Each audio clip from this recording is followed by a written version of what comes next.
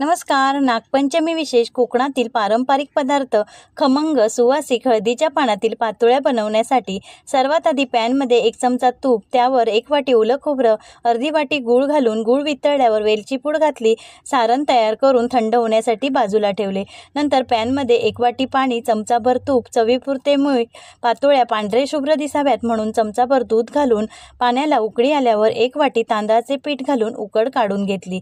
पीठ हलके थंड झाल्यावर थोडे गरम असतानाच मळून त्याचे लिंबा एवढे गोळे करून घेतले. हळदीच्या पानाचे मधून कापून 2 तुकडे करून घेतले. एक गोळा घेऊन तो परत हातावर मळून पारी करून ती हळदीच्या पानावर ठेवून थालीपीठ थापतो तशी थापून घेतली.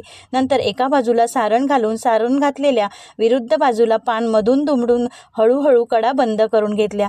सर्व पातोळ्या करून घेऊन चाळणीत ठेवून 15 ते 20 मिनिटे झाकण ठेवून वाफवून घेतल्या. थंड झाल्यावर ताटात काढून घेतल्या. खमंग सुवासिक